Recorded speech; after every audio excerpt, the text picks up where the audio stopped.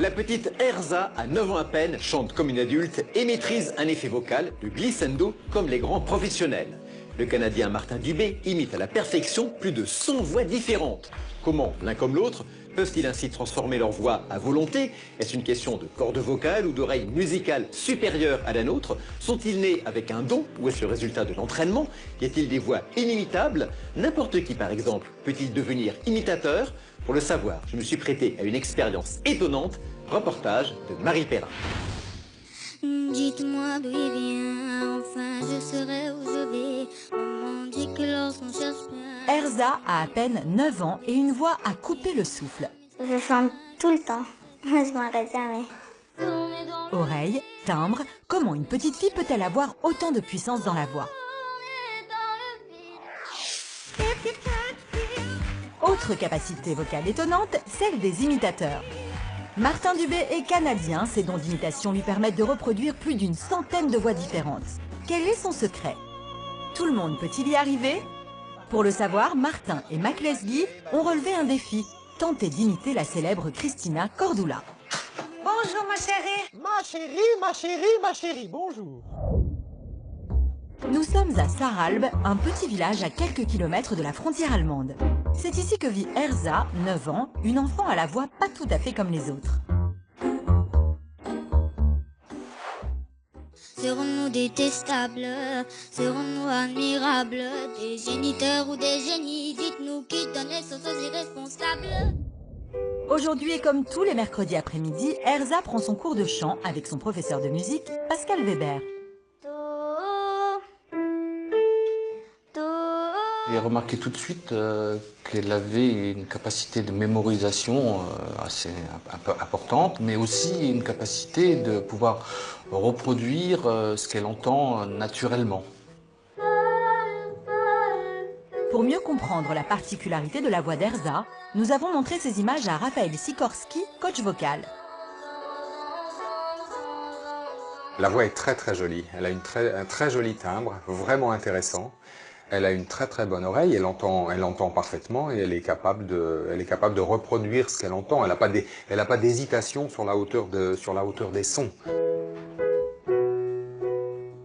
Notre petit prodige a une très bonne oreille, ce qui lui permet de rejouer n'importe quel son au piano facilement, mais aussi de le chanter. Et ce n'est pas tout. En plus de reproduire une note à la perfection, sa voix est d'une pureté et d'une puissance incroyables.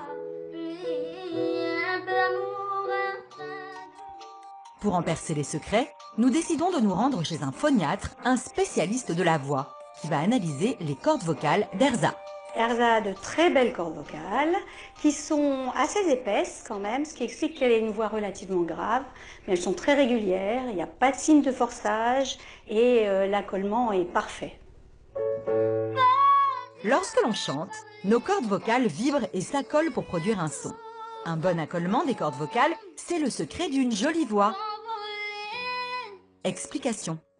Quand les cordes vocales sont accolées, le passage de l'air sur les cordes vocales provoque la vibration du bord des cordes et un son net. Quand les cordes vocales ne sont pas complètement accolées, l'air passe, fait vibrer une partie des cordes vocales, mais il y a ce qu'on appelle une fuite d'air. Ce qui est remarquable pour une enfant de son âge, c'est que l'accollement des cordes vocales est très propre. Je vais chercher ton âme. Écoutons maintenant cette jeune fille qui chante comme la plupart d'entre nous. Comme ses cordes vocales ne sont pas parfaitement accolées, le son n'est pas toujours agréable à entendre. Je deviendrai ces autres. Alléluia. Malgré son jeune âge, Erza maîtrise déjà parfaitement ses cordes vocales. Mais ce qui rend sa voix si particulière, c'est son timbre. Il se forme dans le conduit vocal. Le conduit vocal, en fait, permet de donner à chacun son empreinte vocale particulière, parce que chacun a un autre visage, chacun a un autre conduit vocal.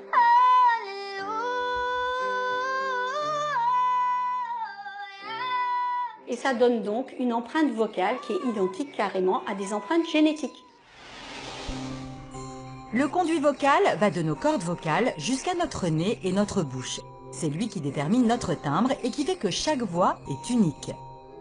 Si la voix d'Erza est si belle, c'est donc tout simplement un don de la nature. Mais il y a une dernière caractéristique qui explique la particularité de la voix d'Erza. Elle a des origines orientales et elle a cette capacité de pouvoir rechanter en mettant ses touches orientales et des notes qu'on n'a pas l'habitude d'apprendre lorsqu'on étudie la musique de façon classique. Erza baigne dans la musique orientale depuis toujours et maîtrise parfaitement certains effets vocaux de ses mélodies, comme le glissando. Un effet de style qui consiste à passer progressivement d'une note à une autre en chantant les notes intermédiaires.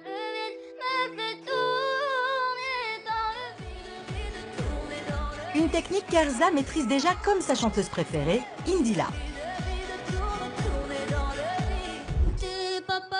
L'incroyable voix d'Erza n'a maintenant plus de secret pour vous. Et sachez que sa voix va encore se magnifier et gagner en puissance tout au long de sa croissance.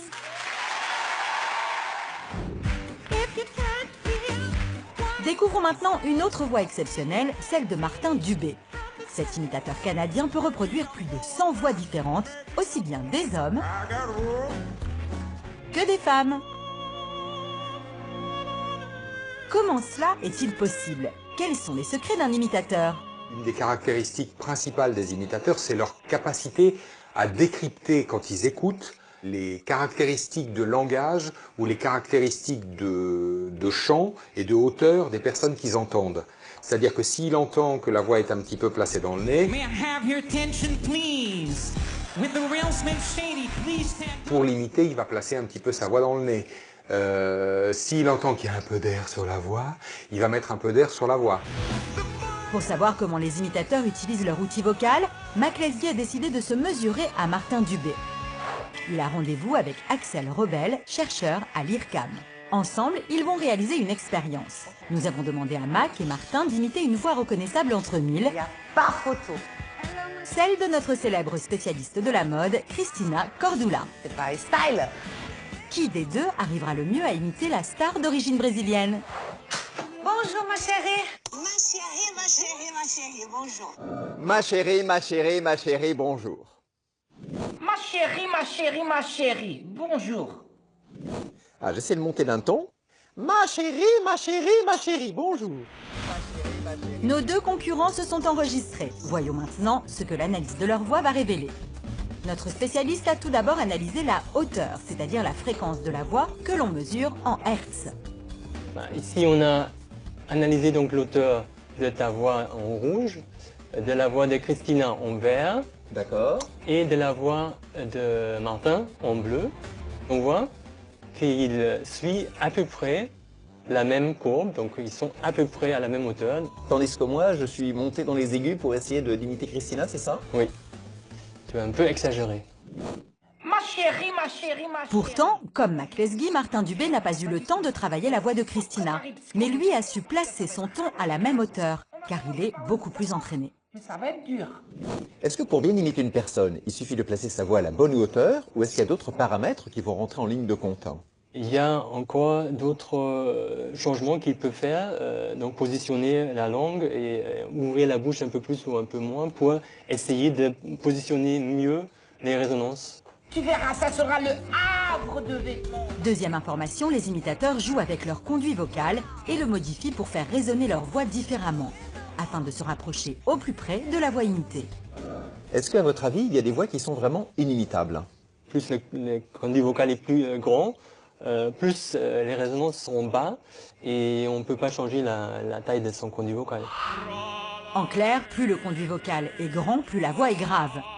En revanche, une personne avec un petit conduit vocal a une voix beaucoup plus aiguë.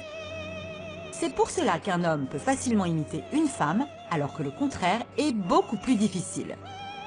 Axel, merci beaucoup. Je vois que j'ai encore beaucoup de travail avant de commencer à espérer remplacer Christina. Du moins au niveau de la voix, pour le reste j'aurai du mal, mais je vais m'entraîner. Et oui Mac, une voix exceptionnelle, c'est beaucoup de travail.